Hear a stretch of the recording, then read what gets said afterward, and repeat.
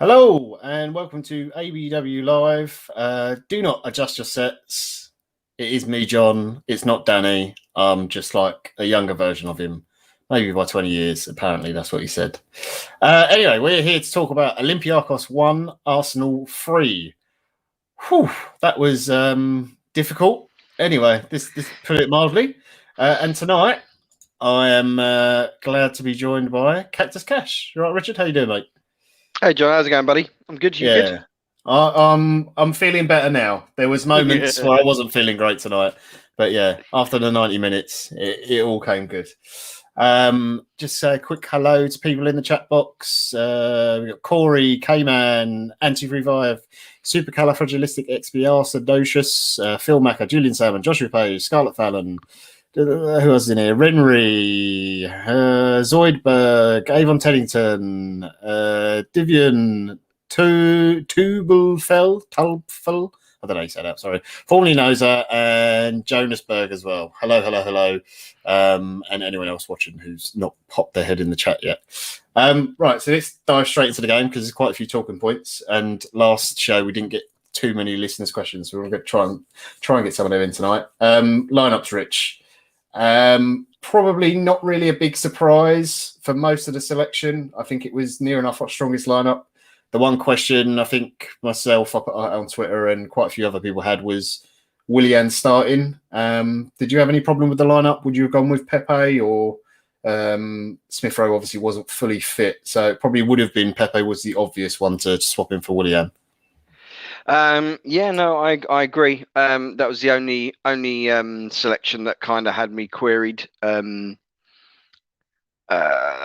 would like to see Pepe given a better run, especially since he's started to come into more form.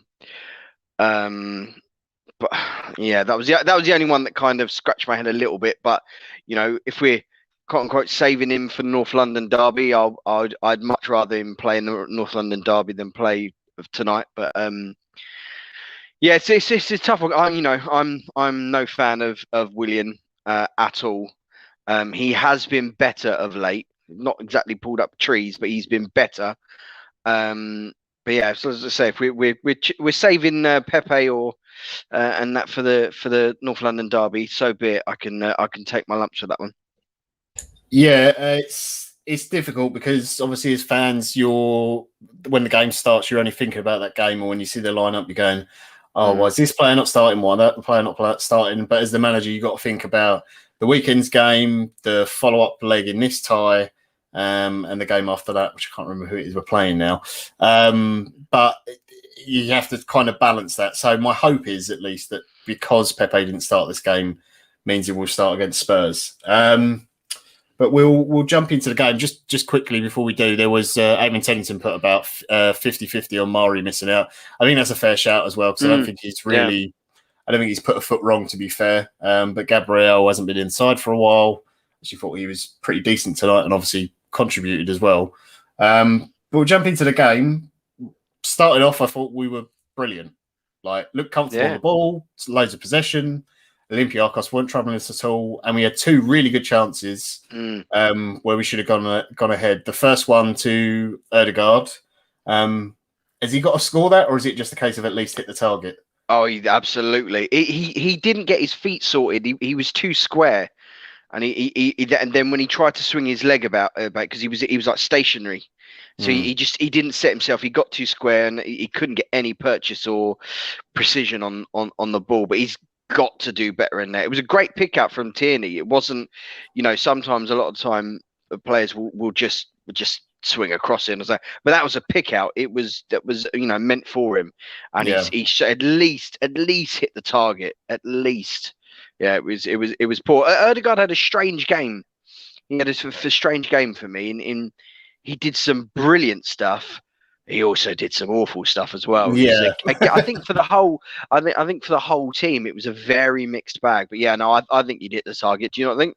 Yeah, no, I mean, at least hit the target there. But I think, you see the way he scores his goal later, but also you just see some of his passing sometimes. You think a player of that quality should, at bare minimum, hit the target, if not score.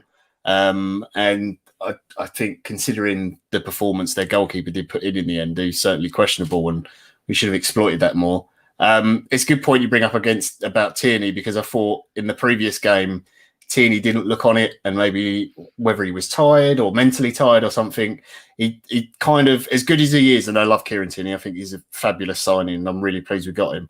He does have a tendency to sometimes sort of blind fire those balls into the box, which I think sometimes is fine. You put it into an area, and all you're relying on is a striker or a late midfield runner to get into those, like the front post or back stick or wherever it is he's going to put it.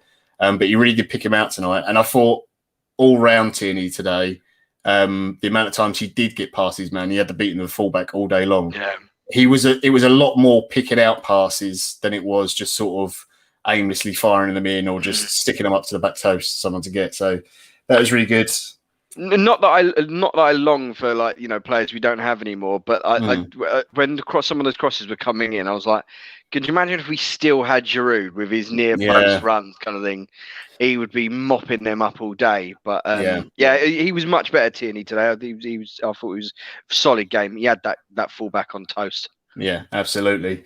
And the second big chance, really, before we did get the goal, was for Aubameyang, the headed chance. Got small deflection. I think it was off Soares. And the keeper, to be fair to him, made a good reaction adjustment to his save. Great save, yeah. But again, I think it's a case of Aubameyang's been in better form lately. All right, heading isn't his top ability. It kind of reminds me of Henry in that way. But as a striker, you've got to be taking those chances. I think it's actually a harder chance than maybe we realised, kind of thing, because it was a stand-up ball, and he's got to try and generate all the power himself, because it's just like a dinked ball. There's no whip, there's no pace on it, so he had to kind of generate everything. And like you said, a heading's not Aubameyang's game, kind of thing. But what a save from their goalkeeper! I know, like, say we'll bin him off a bit later and slate him off a bit later, but that was a absolute brilliant save, because not only did he have to change his feet and change and adjust for the deflection, he had to get a strong hand on that to kind of stop it. So it was, I put that more on great goalkeeping rather than poor Aubameyang, to be fair. Yeah, and really it felt like those two were like the two clearest chances, but it felt like every time we went forwards, if we just injected a little bit of pace, we had a real good chance of scoring, and looked like we could kind of get round them enough. In the end, the goal we got actually came from, I don't want to say an unlikely source, because I thought at some point he was going to score, but the fashion in which he scored it, Ødegaard's goal, wow, what a hit. It was one of those ones they say it stays hit, doesn't it? It stayed hit. It was an almighty thunder cunted, that ball. It was brilliant. And I say, there's a little, because I used to play in goal in my youth, and I do goalkeeper coaching at the academy. I kind of, I sometimes not big myself, but I can see the goalkeepers, what they're thinking about a little bit more than maybe people who never ever played in goal, or they're not familiar with that position, kind of thing. And I can see how it was hard for him, because he hit that hard, and that moved a good 3 or 4 times in the air. But the save he tried to make for it was just all wrong. And I'm so glad, because as I said, it's our opener, but what a hit. I do like Ødegaard. The more I see of him, the more I like him. There's things, he's very still, considering like the amount of games he's played, not just for us, but for who is it? Was it Sociedad he was at last year? Sociedad, he was at loan at, yeah. He's still incredibly raw. And he makes odd decisions and stuff like that. But with the chance that he missed earlier, and he's done it a couple of times for us as well. He's getting in those positions, and he's in the right areas to make those chances. The more I see of him, the more I like of him. But what a hit! It was absolutely stunning. Yeah, I really enjoyed that goal, and Funnily enough, my flatmate who's in the other room is actually working at the moment. He's on a telephone call to one of his big high level customers, and I absolutely screamed my head off, and then just heard him laughing as he was talking to one of his, I don't know, £1 million clients that he has to deal with. So I'm sure they enjoyed that as well. I mean, the rest of the first half kind of played out the majority the same way. We had one dodgy error we will get to. But as the sort of first half was running out and ending, my only thought was,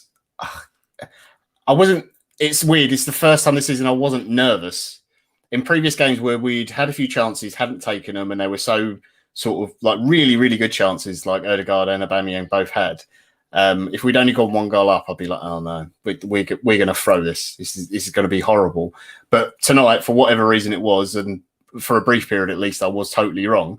I felt really comfortable because Olympiakos, I know they were in the Champions League and they dropped down and they were in a very tough group and everything, but they really did look, like a very poor Europa League side. They really didn't look like they had anything at all. They weren't troubling us.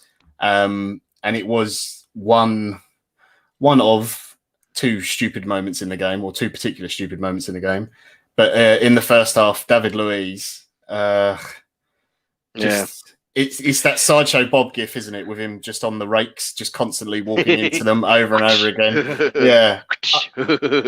It's so. I mean, for anyone again who didn't see the game, Luiz gets the ball. He doesn't have to be quite as close to Leno as he is, and he's getting pressured, and it's good pressure from Olympiakos. It's the first time they'd really pressed that. They only did it sort of last 10 minutes of the first half, but he's under pressure. He could do. There's a couple of things. You can try and knock it long, or knock it down the line for Bellerin, or he can just clear his lines, which is fine, which we have seen them do. Some players do it. We'll get onto why some players should do it more often later. But instead, he checks back inside and tries to go to Leno, and Olympiakos should have scored, shouldn't they? Because the guy's got the ball, and I don't know what he's 8 yards out and puts it wide. Oh, yeah. It was. I thought he was on one tonight. He was doing some fucking stupid stuff. Like I saw in the first half, he did like some really unnecessary look away pass. Yeah. And when I saw him do that, I was like, "Oh mate, he's on one of them ones, isn't he? He's giving it a Billy Big Bollocks." And which kind of made me nervous. Like Olympiakos, like you said, they were really poor. I think it was a combination. I thought in patches and in spells, I thought we were really good, coupled with the fact that Olympiakos were really, really poor. Yeah. Leno, for the most part, had nothing to do. There was every time they had like a half chance they attacked, it was because we gave the ball away in like really dumb positions. Like I think even before the Luiz one, there was one that Odegaard did that he had done the exact same thing, almost the identical thing against Leicester. Yeah, I remember the pass you're talking about. Yeah, he basically just gives it to the striker straight in at the defence, doesn't he? Yeah, and it was mate, we need to sharpishly cut that crap out of our game. But yeah, Luiz, I agree with you. I wasn't, for the most part in the game, I wasn't nervous because I thought we looked decent offensively and they looked shocking. Yeah. And again, for the most part, it was only when our own stupidity and our own Arsenalness that caused us to come under any bit of pressure.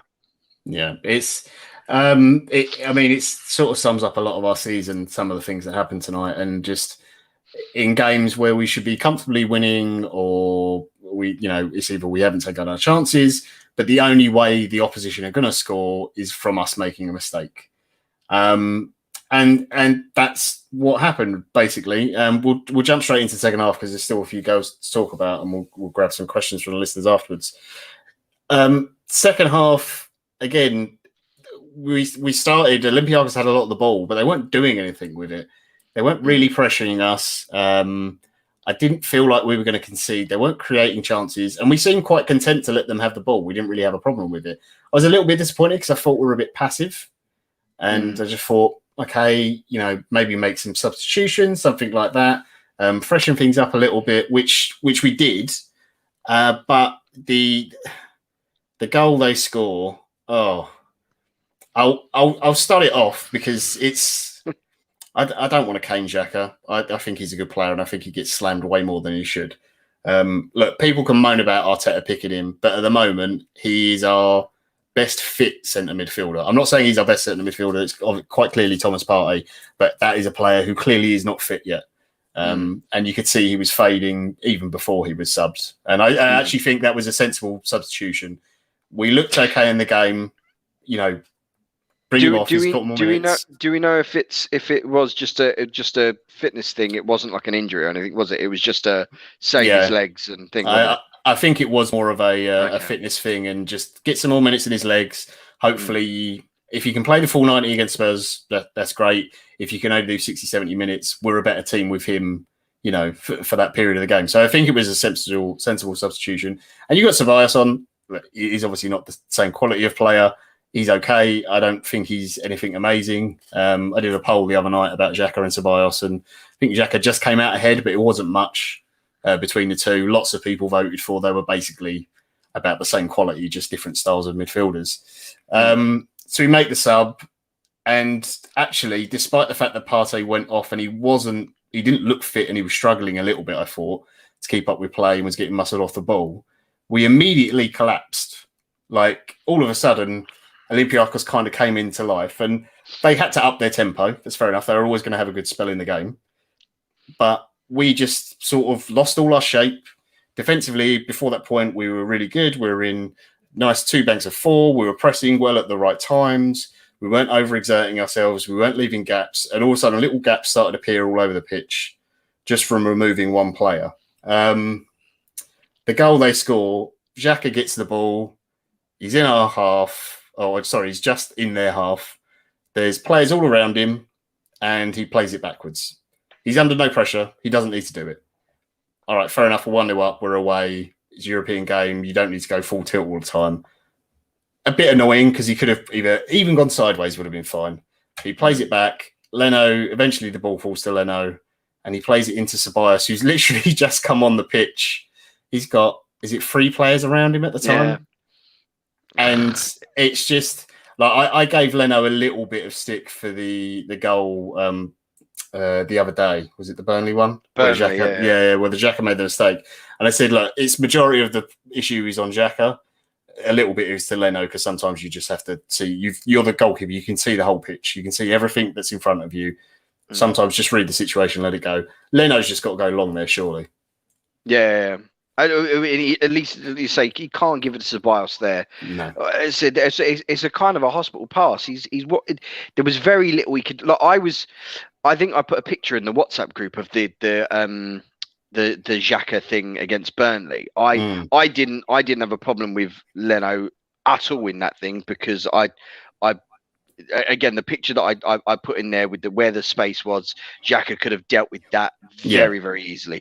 This one was just, why give it to him then? Like I said, it's game management, game state. You need to assess what you as a goalkeeper, you can see everything in front of you. Yeah, you can see the guys are behind him and surrounding him. Don't give it to him there. It was. No.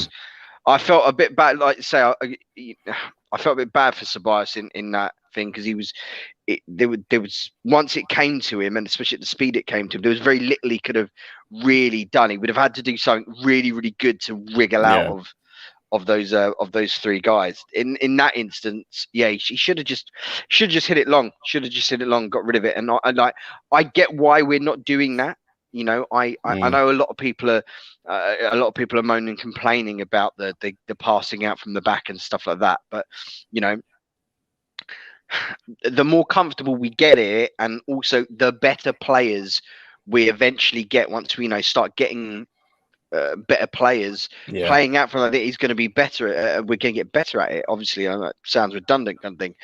And the goal. I think the goal against Burnley, that was how we drew them into us. We passed them, beat their press, counter-attacked, and we scored.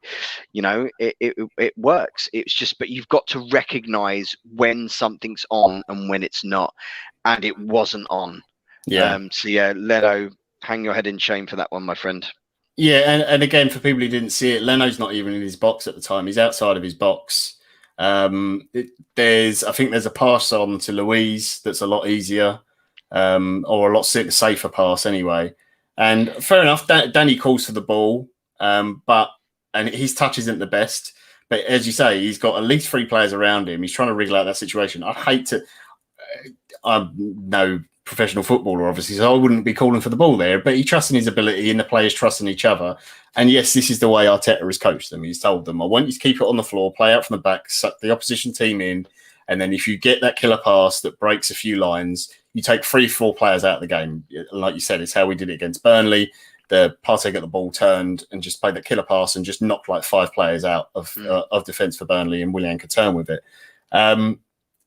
The one thing I would say to fans saying we need to stop doing this, like you just said, Rich, the longer you do it for, the better you're going to get. Obviously, once we get better players, as you said, redundant, but true, they are going to be better at doing it.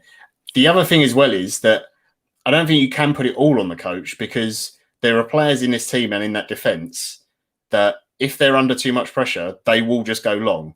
Then they won't do an aimless ball. They'll try and hit it down the line to a player or someone who's going to be in a position. But Tierney does it. Gabriel does it. Rob Holding does it when he's playing. We saw Calum Chambers doing it the other day when he was playing against Burnley. So it's not like the players are unable to make those decisions themselves on the pitch. Yes, they're being coached and told to play a certain way. But I'm sure that Arteta says to them, if the only possible player you can pass to has like 4 people around him, you don't play the ball there. You don't play it to someone in that dangerous a situation, especially when you are, I don't know, he was 25 yards out from goal or something like that. He's scrambling back, it's... I was going to ask about that. Do you think it's a coaching point in the sense of Leno was out of his area and quite a lot tonight, way more than he usually is. Do you think that was like a tactic or something that maybe Arteta has said to him, kind of thing, to kind of that defence can play up higher or something? We were playing a lot higher of a line tonight than I've noticed in some games, and I think there is a different. If you watch a Premier League game, although it is slightly different moment with no fans, but the intensity in the Premier League is a lot higher than I would say in most European games, unless you get to the top levels against like Bayern Munich or someone like that. So I think the game pace generally is slower, but we look to be a lot higher tonight, and having a keeper that high up means that you do generally have a safe ball to play back, and that centre back like Gabriel or Luiz, who when they're on it, and again, I'm not knocking Gabriel, I thought he actually had a good game. Luiz was the iffy one tonight, but they can play very good passes and they can play killer balls. They can do that ball over the top. And Olympiakos actually had quite a high line. And I was surprised we didn't go long a few more times, because there was space in behind to run in behind them tonight, certainly. But yeah, it's just, again, it's this stupid thing we keep doing, and it's partly coaching. Totally agree with that. And I can understand why fans get annoyed with it and playing out from the back, and it makes you nervous. I get it. This is the way Arteta wants to play. You're going to have to suffer this, unfortunately. And there will be more mistakes this season before it's out. I'm sure of it. And unfortunately, against better teams, we're going to get punished more, because Olympiakos probably could have had 3 tonight, 3 goals from our mistakes. But it was literally the only way they were going to score. They made one. Absolutely. They made one chance, which was actually a really nice move. And it's actually doing the principle of what Arteta was doing. They played it out from the back, drew us onto them, made one good pass that broke our lines, and they got into our box, and it was all nice one-touch moves in, and I think it was El Arabi put it wide. But that was it. They did nothing else the entire game. But again, we shoot ourselves in the foot, and it's really stupid play. This time it's on Leno. The next time it happens, it could be Luiz. I mean, it could have been Luiz tonight. Time after that, it could be Xhaka, it could be Ceballos. There's so many players in this team who have got that individual stupid error in them, and we've seen many of them this season. But it's I think I saw a stat where it's like 5 of our last 7 goals have all come from individual errors. It is, and the amount of games, I think at the end of this season, someone was doing like VAR stats and things like that, and I put a thing out the other day and I said, if at the end of this season, if there'll be someone who wants to do it, I'm sure. There always is on Twitter. But if you go through games and look at individual errors we've made in games that have led to a team getting a goal, which has meant we've either lost the game, and not got a point, or we've ended up drawing a game because of it, or something like that. Even if you ignore the VAR thing, if you take those individual mistakes out, no, you're not going to get rid of all of them because footballers are human beings. They're going to make mistakes at times. But the really stupid, obvious ones that they shouldn't be doing at this level of football, we'd be so much higher up the table. It's unbelievable. And I think the problem Arteta's got as a coach and convincing fans is that he's got this idea of how he wants to play and he wants to do that. Now, he could say, I haven't got the players to do it, so I'm going to sacrifice my style of football and just deal with what I've got. I get that and I understand it. The issue is then you're sacrificing all your principles and what you become and what you are as a coach to satisfy the squad you've got, rather than going to the board and to the fans. This is the way we're going to play football. This is what I want us to do. When it works, it looks brilliant and it's amazing. And there's been some really good goals this season and some really nice play. And even in this game, there was some really nice play as well. So you just have to sort of suffer until the squad gets up to the level and the ability to play that style of football. Different comparison, but Man City first season when Pep was there made horrendous errors all the time until obviously they have a lot more money to spend, but it took him a full season to coach all those things into it. So yeah, very strange. I mean, after that goal, there was a long period of being very, very wobbly.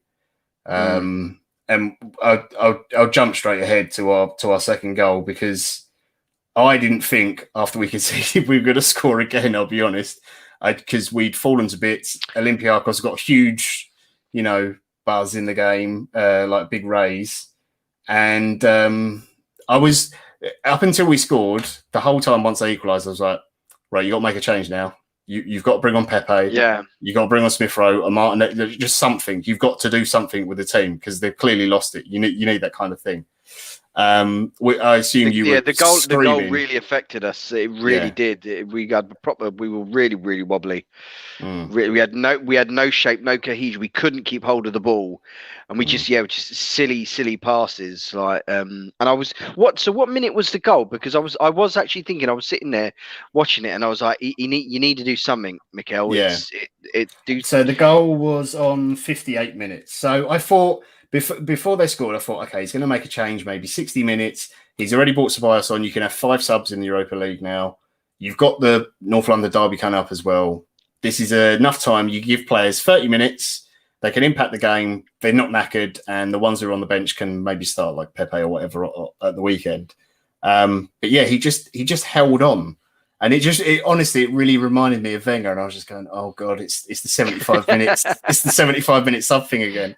It's so annoying, and you're just because for 20 odd years there'd be games where you'd be just watching it and going, "Come on, Arsene, I know you can do it." And as much as you always knew he was going to make a sub at that time, you had that tiny little bit of hope. You're going, "Oh, I remember that one time he made a sub at half time." You forget it was because a player was injured or something like that, or they were just like having an Abue game or whatever.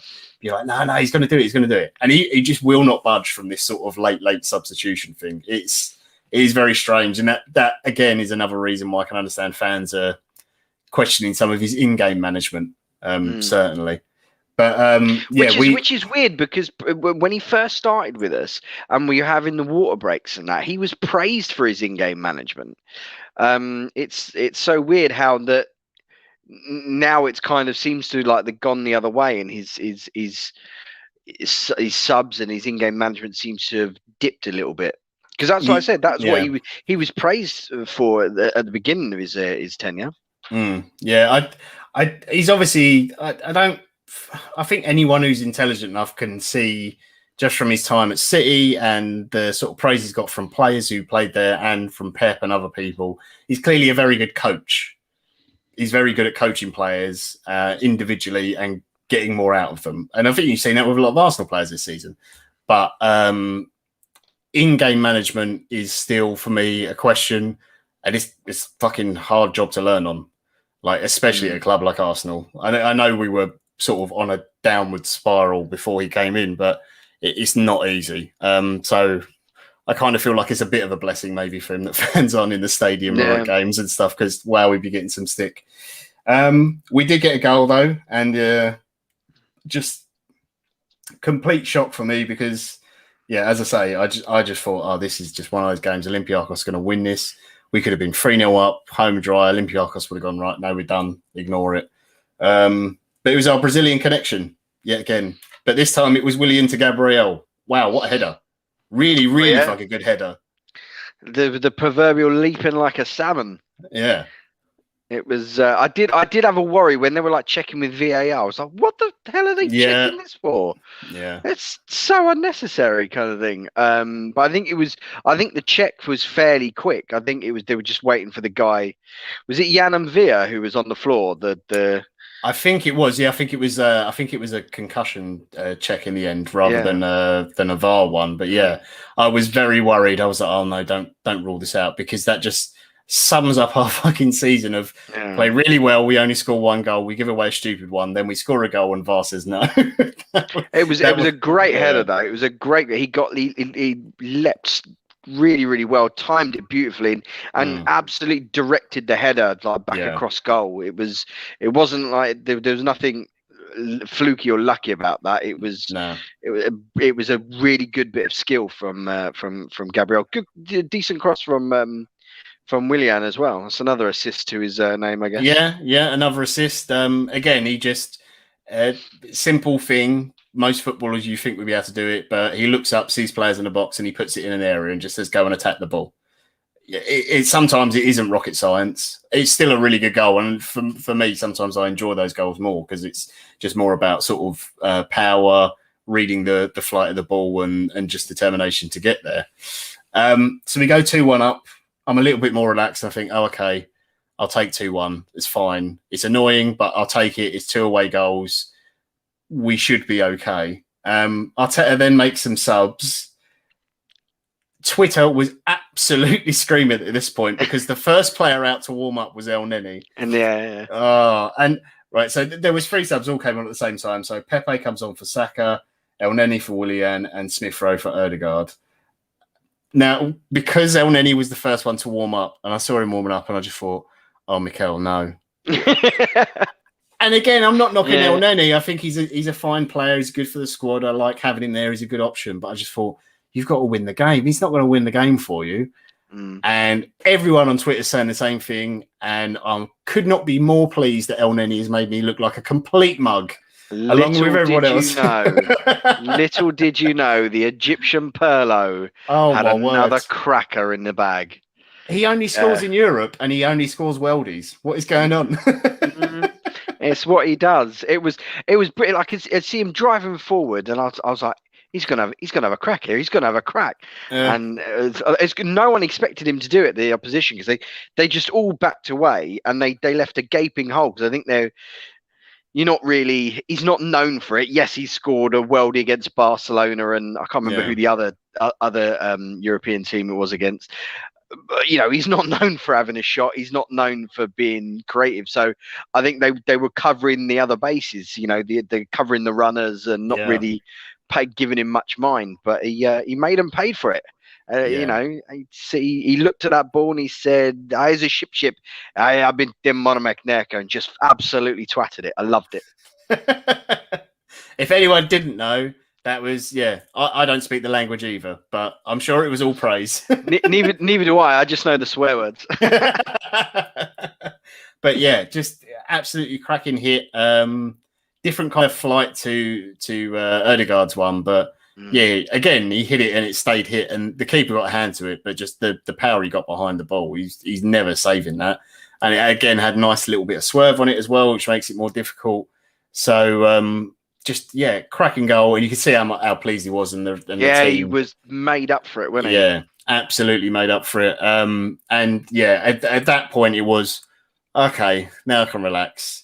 Right, we've got the 3 goals. It's okay. There's 5 minutes to go. We had another late sub. Lacazette came on for Aubameyang. And then once we got the 3 goals, we actually played sensible. We just run the clock down, took it into the corner flag, didn't do anything too stupid. Pepe, when he got the ball, took on a few players, but then he was like, no, that run's closed off. I'll just play it back, keep possession. And we were sensible. Why we couldn't do and play like that for the full 90 minutes, I will never understand, but it's just the way Arsenal are. It's not the Arsenal way, is it? No. Before we get some questions from the chat, and thank you for people who've already put them in, we've grabbed some of those, but if you have any more, please fire away. I just want to talk a couple of individual players.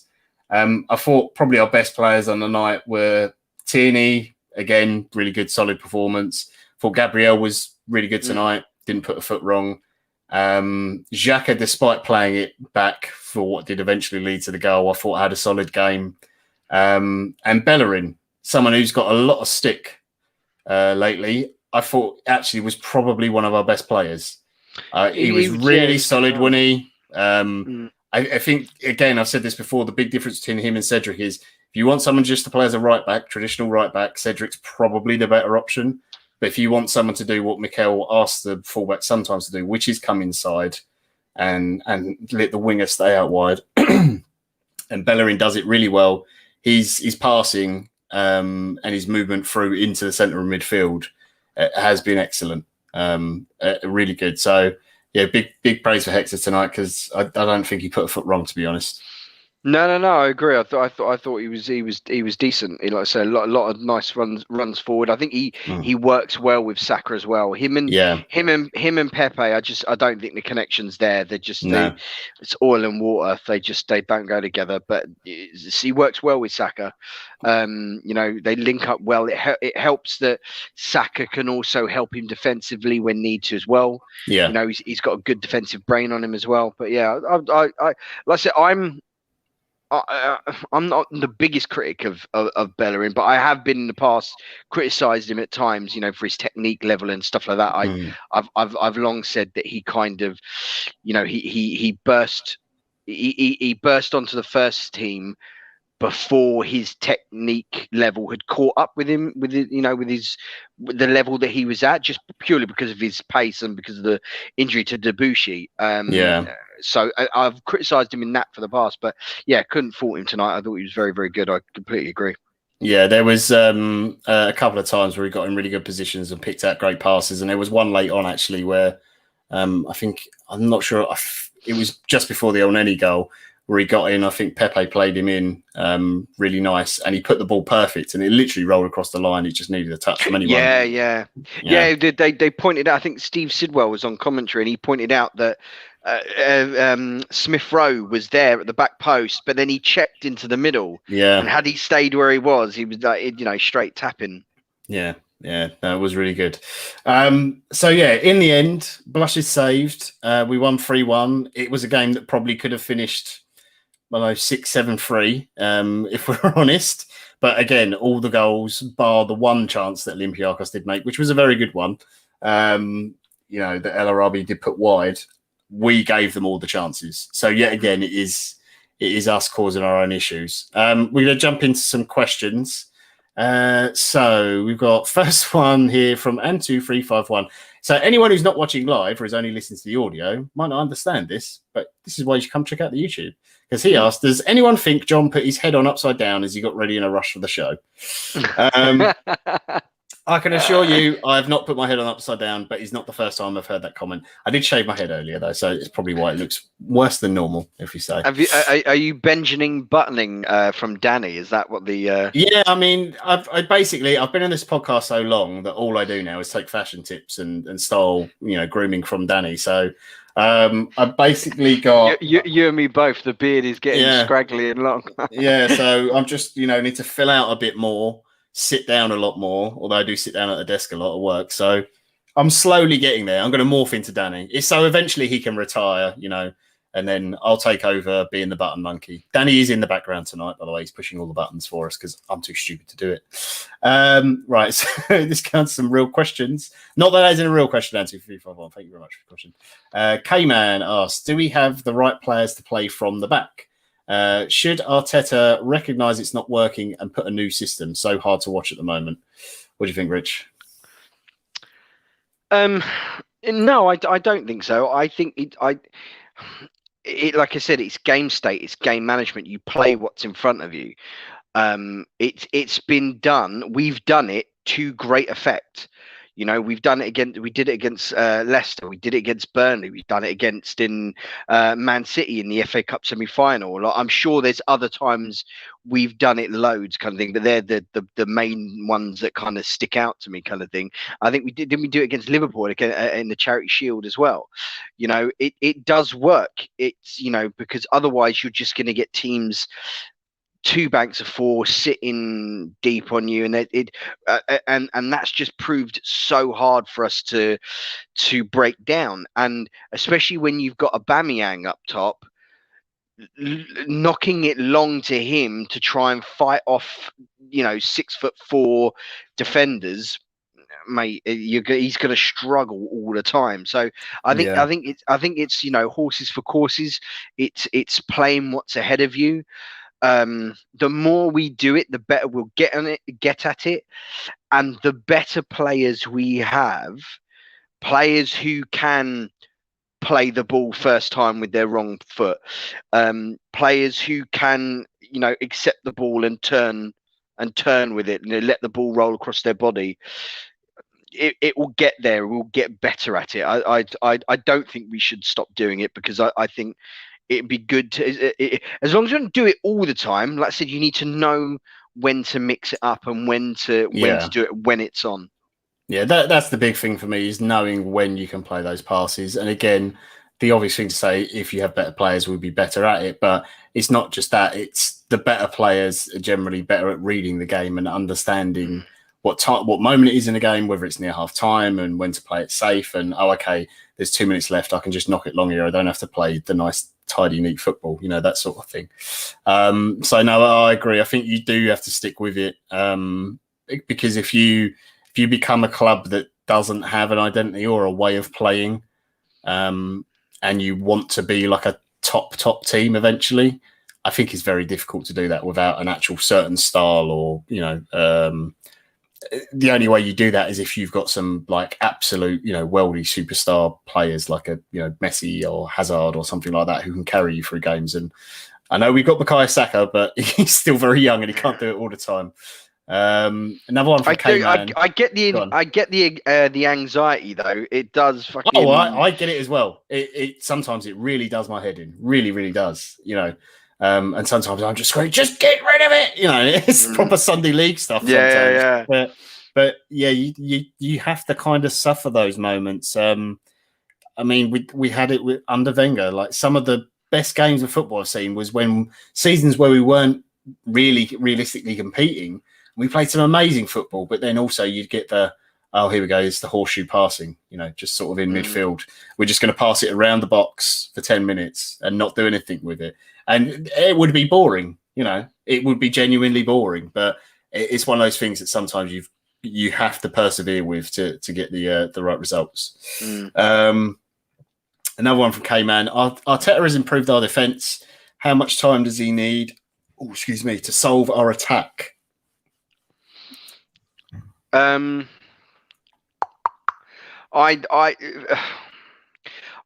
can see why there are people getting maybe getting a little bit annoyed with Arteta at times, and I you know, the attack has suffered greatly because he was spending so much time trying to fix the defense, and the fact that we spent so much of the season playing without an attacking midfielder. You know, it didn't even have to be a number 10, but you know what I mean, like playing without an attacking midfielder.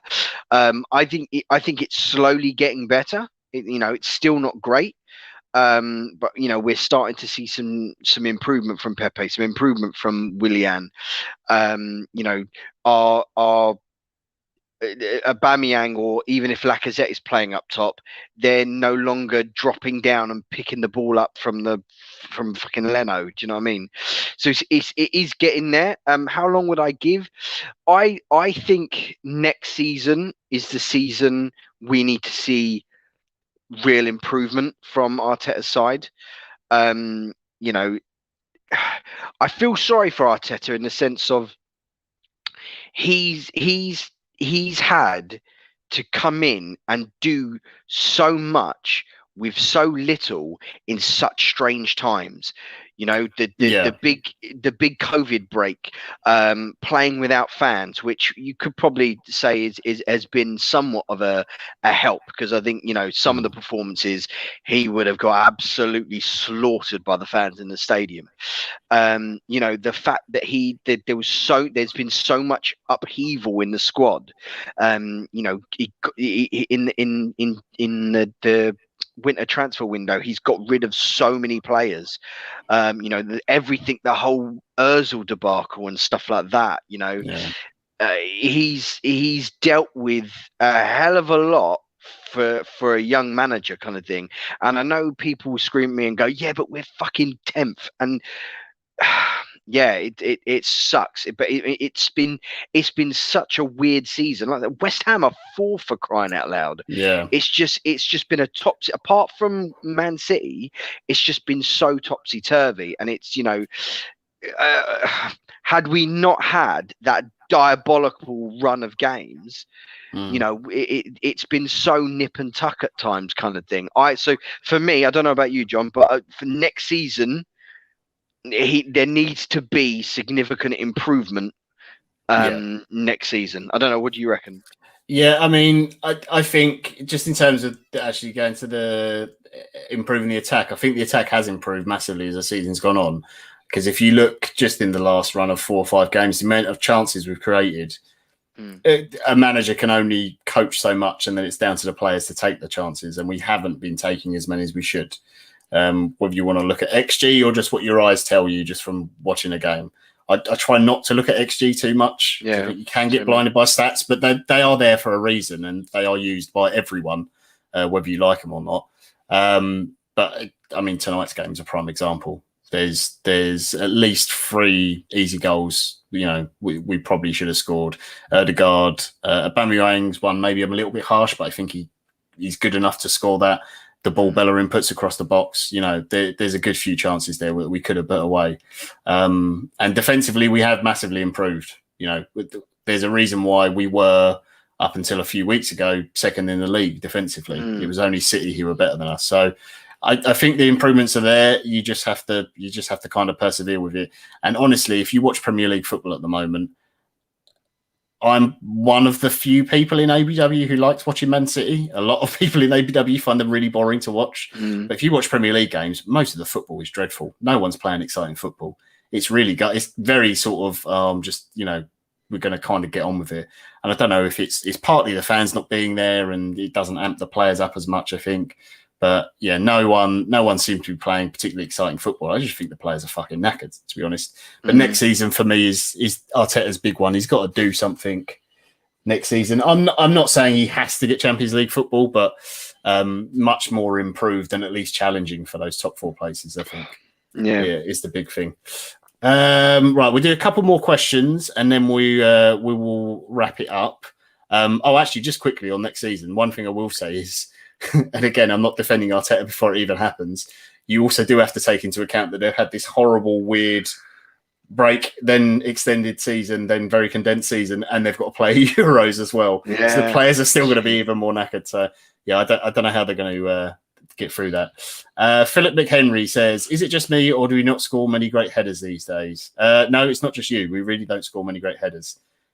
Set pieces tonight were, wow. They were interesting to say the least, but there's a big French lamppost who would love to play in this team at the moment. That's for sure. Matt Roberts asks, how worried would you get if both Alba and Laka aren't scoring? For me personally, it would be, I would worry if it was we're not getting the ball to them and getting them in positions to score. That's more of a worry. If they're getting chances and they're not hitting them, that's fine. All strikers go through dry spells. Don't have a problem with it. Aubameyang had his. It wasn't all his fault. It was partly down to the people playing behind him.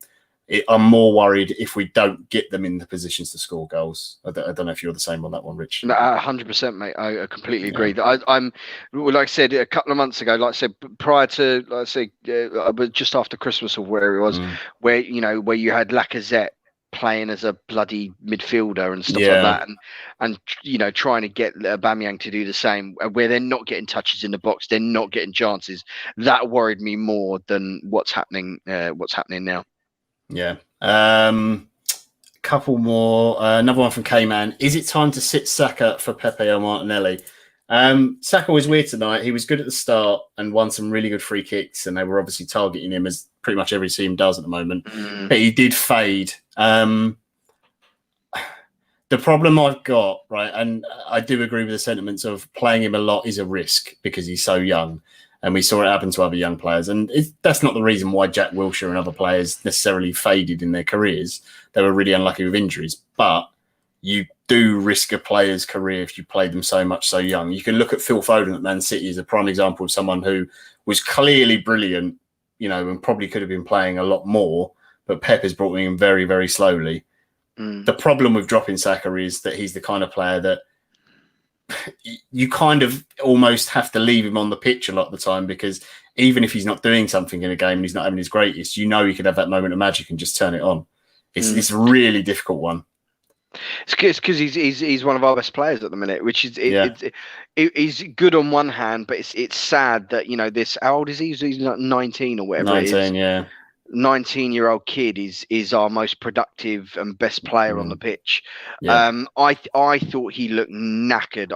I would have brought him off a lot sooner than he was brought off. Yeah. He looks absolutely spent. He has played so many minutes, the lad. It's I think it's only Xhaka has played more minutes than Saka at the moment, which for his age is unbelievable. I'm glad he subbed him off, because there's been many games where he's been reluctant to do it. It would have been nice for it to be earlier. My hope is that he's going to play against Tottenham unless there's an injury. He'll play. Of course he will. He's one of our best players, if not our best player this season. My hope is that we get through that game. He gets through okay. Obviously that we win it. Fucking hell, can't suffer that. But if we do and it's fine, you get to the Olympiakos second leg and you can go, I don't need to start you today, Bukayo. We've got 3 away goals. I can put you on the bench, and try and give him some of a rest. And you've got people like Smith Rowe and Pepe and, Martinelli, who hasn't featured a lot lately. Yeah. So that's my thought on it. But yeah, it is a worry how many minutes he's played. I don't think it's a detriment to Pepe or Martinelli. Look, the best player should play is the simple answer. And he's better than both of them at the moment. I feel a little bit sorry for Martinelli. He hasn't got the game time. But again, we don't know what happens in training. So we don't know how he's playing at the moment and whatever. And maybe he's on the bench and he's one of the key ones to come on in the Spurs game. And this has been Arteta's plan all along. I can't see it.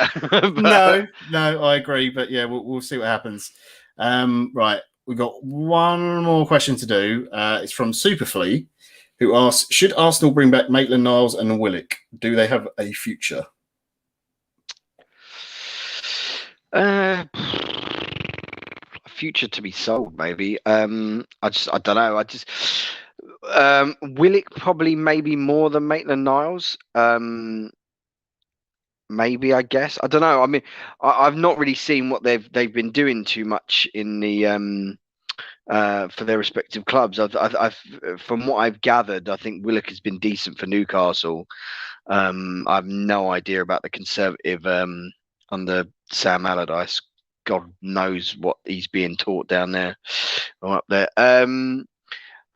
I genuinely don't know. I'd like to say yes. I think because of age profile and how much Mikel seems to have used them, I would say more so Willock than Maitland-Niles.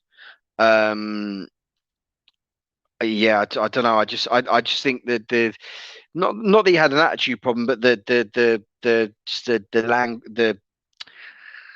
body language and the reluctance to use Maitland-Niles. I think there's more a mentality with Maitland-Niles, it seemed to me. Like, he could obviously turn it on and play really, and concentrate in games, but then he just dip when he sort of felt comfortable in the team was my issue. For me personally, my guess would be that both would be sold because we are going to need to raise funds. They're both English. They've both got a lot of Premier League minutes. So that immediately makes them worth more than probably they should be. With the change in the rules and the homegrown quotas going up because of Brexit and everything else, that plays into our advantage. If I had to bring one back, it's probably more likely Willock than Maitland-Niles. I know Maitland-Niles is supposedly the more versatile one. My issue is that everyone says he's more versatile because they think he can play in midfield. And I really don't think he can play as centre mid. I don't trust him on the ball. I'm not saying that Willock is a well beater or anything else, but I just think in terms of taking instruction from a coach and having that high energy and output in games and following instructions, I think he does a better job. So for me, if you have to bring one back, it would be that. But my guess would be that those two are probably sold. And it wouldn't surprise me if the likes of maybe Nketiah and possibly even Reece Nelson might go the same way, which is, it's disappointing, but you always get kids come through who look exciting, look promising, and you give them time. Not every single one's going to be a Saka. Sometimes they're going to be a sort of 6 out of 10 midfielder, which is why I would say that Willock would, for me, be the more likely one, because the one area we are short, that Ceballos goes back from his loan deal. Personally, I wouldn't buy him, but that's, again, up to the manager. We don't know what's going to happen with Elneny, whether he stays or not. That leaves you with Partey and Xhaka. We clearly need a better midfielder to play with Partey, which means you need backup. And if Xhaka's one of the backups, whether he wants to do that or not is a question. And Willock is an option to bring off the bench, and he's young enough, and he's still got the ability to improve and learn. So for me, he makes more sense. But there you go. Okay, that's going to be all the questions for tonight. Thank you very much to the chat box for firing in all the questions you did, even the funny ones about my head being upside down. But yeah, go celebrate. I know it's a school night, or maybe you don't have school tomorrow or work or whatever it is. Enjoy yourself. We did get a win in the end. It was a little bit more difficult than it had to be because look, it's Arsenal. This is the way we do it. But Mo's smiling. Look at that lovely picture of Mo. Look at him. He's absolutely loving it. So go enjoy yourselves. Be excited for the derby at the weekend. Be nervous, whatever you want to be. I'm really excited for it personally. I think we could actually do something, but there we go. I've probably shot us all in the foot. If you have enjoyed the show and you're watching live, please hit the like button. If you're listening later and it's on YouTube, please hit the subscribe button and hit the bell icon. It will tell you anytime we go live. Thank you for listening on iTunes. Reviews are always welcome. Bad reviews also always welcome. Quite happy with those. If you're watching on Twitch, thank you for watching on Twitch. If you've got Amazon Prime, you can subscribe to our Twitch for free. It doesn't cost you any money. Gives Dani a whole £2.50 a month so he can feed his cats. And if you're watching on Facebook, do the like button and follow our page and all that sort of thing. Because I know we never give Facebook enough love. So it just leaves to say, Rich, thank you for joining me. Thanks for having me, mate.